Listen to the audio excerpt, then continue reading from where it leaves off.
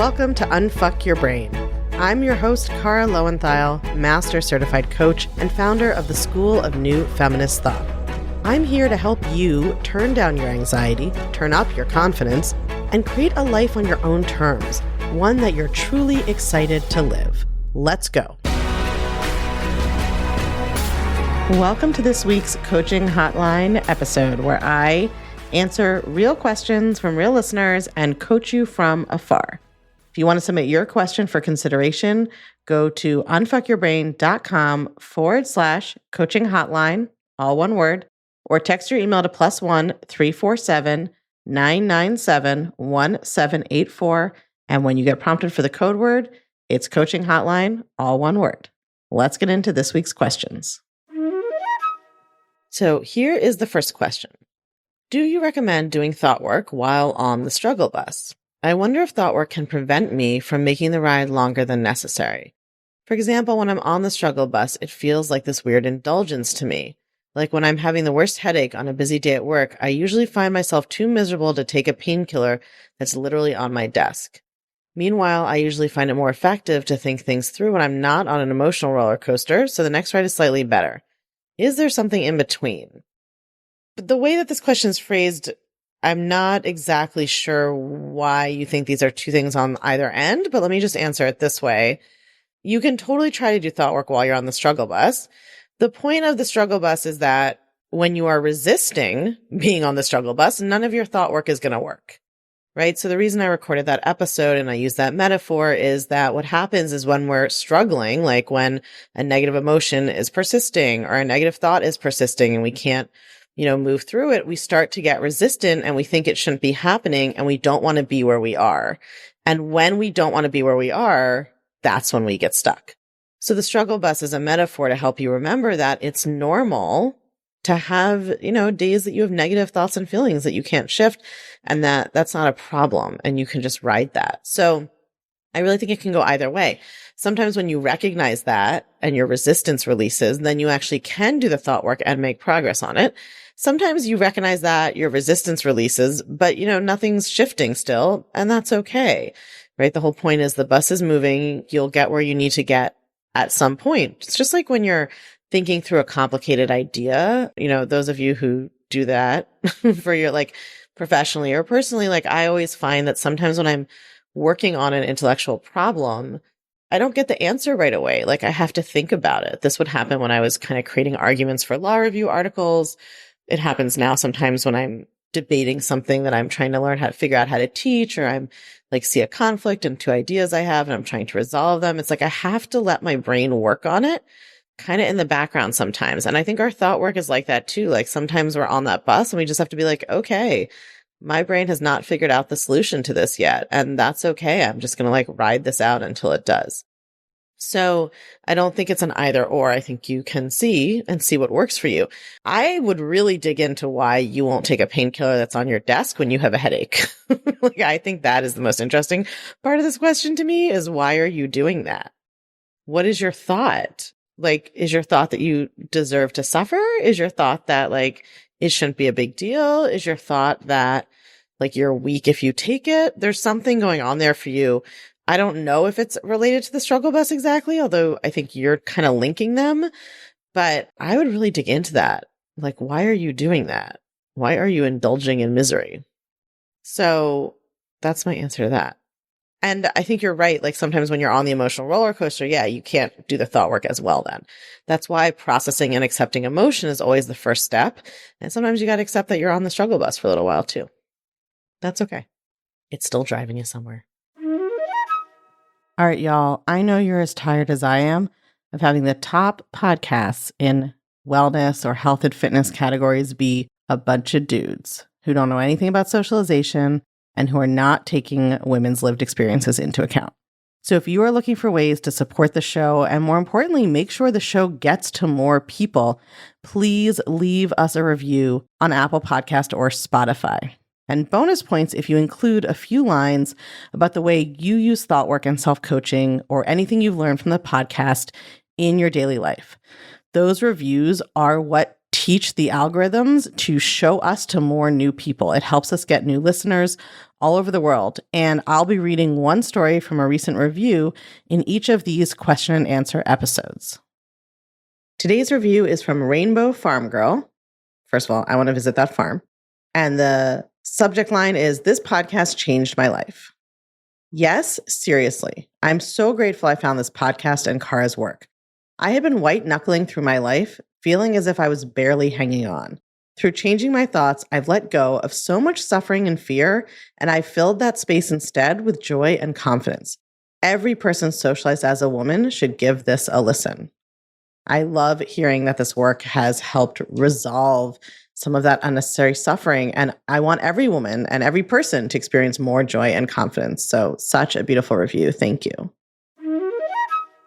Okay, second question.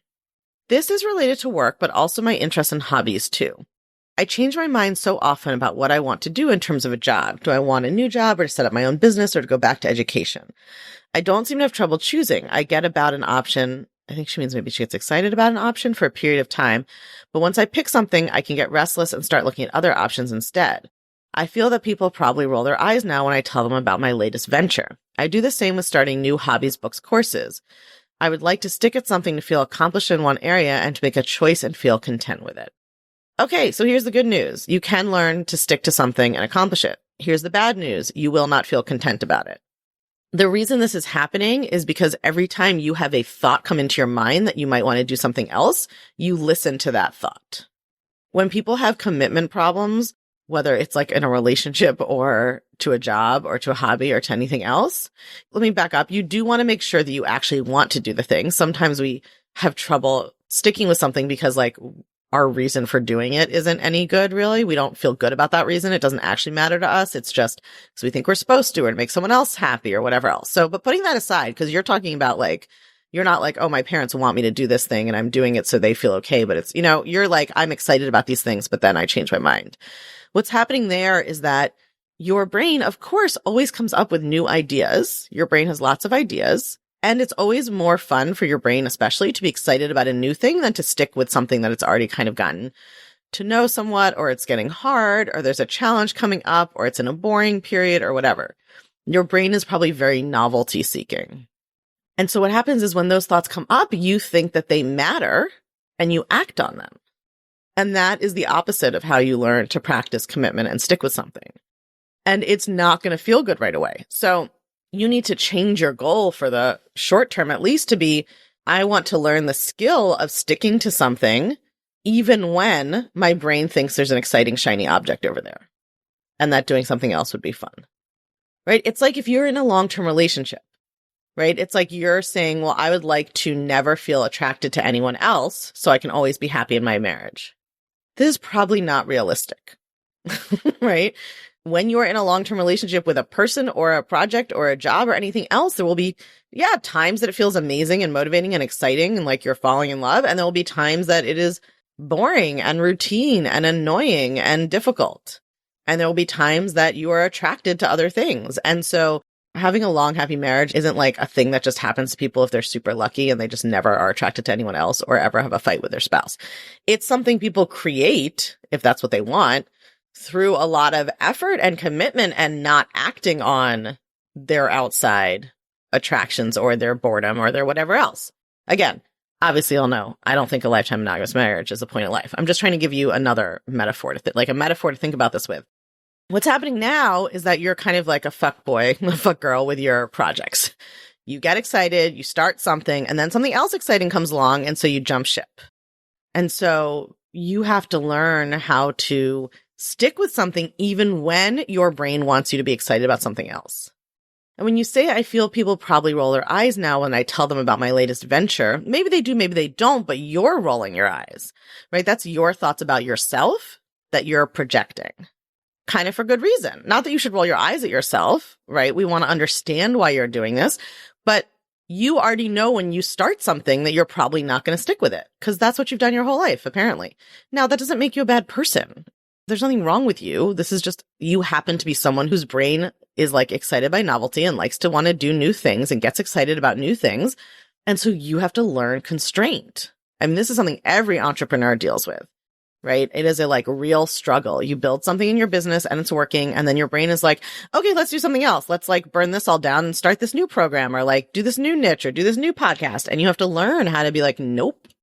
Yeah, I want to, but I'm not going to because I'm working on this. I'm committed to this. I'm going to see this through. You don't always feel content about it. So I really want you to let go in the beginning of the idea of feeling content with it. Eventually you may get there, but you need to be willing to stick with something even when you feel bored and like you want to do something else. The last thing I'll say is, you want to look also into the thoughts behind this. I do think some people are just more novelty seeking. Again, I mean, it's because your thoughts, but I just mean like some people are always quitting things because they have like deep fears that they can't do it or they're not good enough or whatever else. So you need to look at that. Like for me, usually it's after I've accomplished something, like, oh, I learned how to write a law review article and like, oh, okay, I see I could get a law professor job. Now my brain wants to do something else, right? Or like, oh, okay, I see I can create a membership and I can sustain it. Now my brain wants to do something else. So you have to look at that. For me, it is about like novelty seeking. It's just like, I have the thoughts that like variety is fun and I want to do new things and blah, blah, blah. And I have to learn how to balance those with doing new things in other parts of my life, maybe, or making the clutch even better, or whatever, adding a small new thing as opposed to just like starting from scratch just to give my brain a challenge. But sometimes when people do what you're doing, it's because of actual fear of not being able to succeed, not being good enough. And so if that's what's going on, you also need to do the thought work on that, or else the motivation to jump ship will keep coming up. But if you believe that you could be good at these things and you enjoy them, but then you just get like distracted and bored, then what you need to do is learn how to stick with it. And of course, there are things you can do. It's worth it to work on changing your thoughts about the thing you're working on. And I never advise like spending a lot of energy and time doing thought work to always feel motivated. I just think like there's a lot of things to do in life. And it's good to develop the skill of committing to something you care about and want to accomplish and being able to just do the thing you need to do even when you don't feel motivated. Like to me, that is a like bucket of thought work that pays endless dividends for the rest of your life. Whereas spending that time and energy trying to always be motivated about one specific thing doesn't really transfer in the same way. If you're loving what you're learning on the podcast, you have got to come check out the Feminist Self-Help Society. It's our newly revamped community and classroom where you get individual help to better apply these concepts to your life, along with a library of next-level, blow-your-mind coaching tools and concepts that I just can't fit in a podcast episode.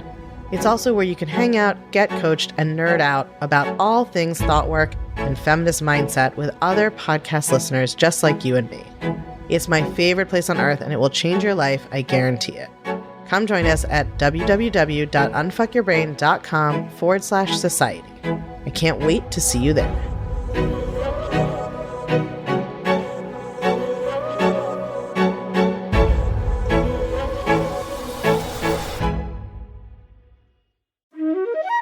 Pop quiz. Did you know that the Take Back Your Brain audiobook, narrated by yours truly, myself, is out now?